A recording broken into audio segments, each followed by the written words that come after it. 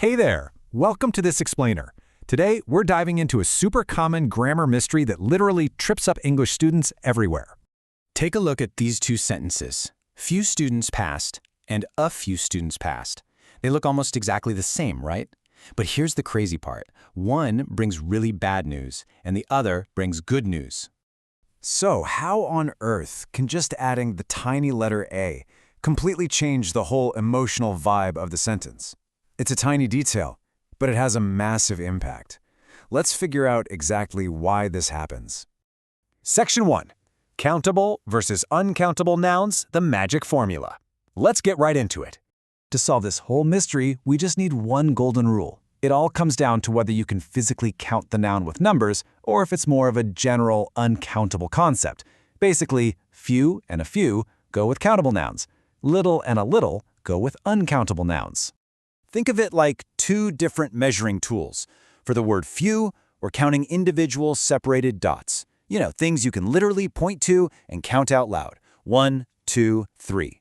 But for little, we're measuring a smooth, uncountable liquid. You don't count the drops, you just measure the whole amount at once. All right, Section 2. Positive or negative meanings, the mood of the words.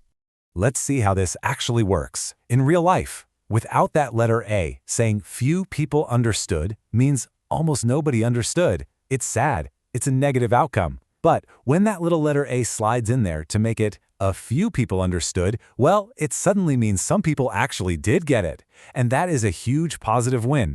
And you know what? It works the exact same way with our uncountable liquid amount. Little time is a negative warning. It means time is running out quick, but saying a little time completely shifts the mood, giving us a positive, hopeful feeling that we still have a chance. Moving right along to Section 3.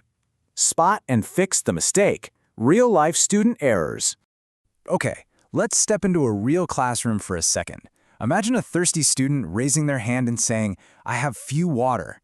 Now, we hear this kind of thing all the time, right? But something is definitely off there. Because water is an uncountable liquid, the word few just doesn't belong. We have to swap it out for the right word, which is little. I have little water. See? Perfect. So here's your ultimate cheat sheet. Take a mental snapshot of this right now. Countable nouns take few or a few. Uncountable nouns take little or a little.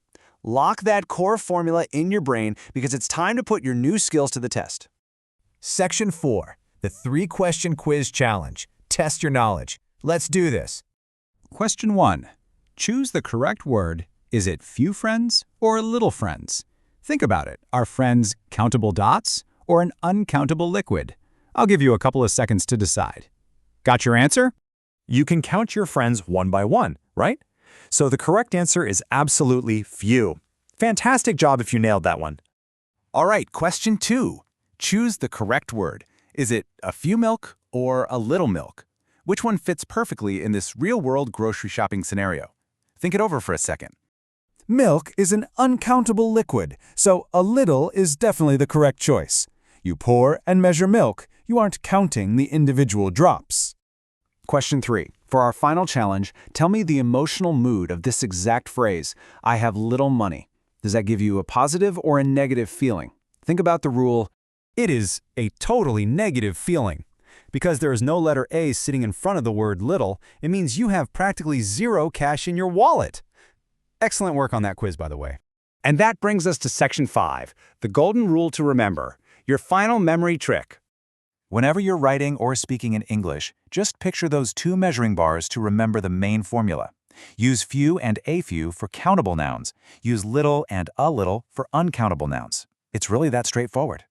And please remember, simply adding that one letter A transforms a sad, empty, negative feeling into a happy, positive one. Saying a few or a little means you actually have some of that thing, and hey, that is a great thing. So, are you ready to use a few of these new skills with a little more confidence today? Now that you've mastered this explainer, I challenge you to spot these words in your everyday conversations. See if you can tell whether they're bringing positive or negative vibes to the sentence. Keep practicing, and I'll catch you next time.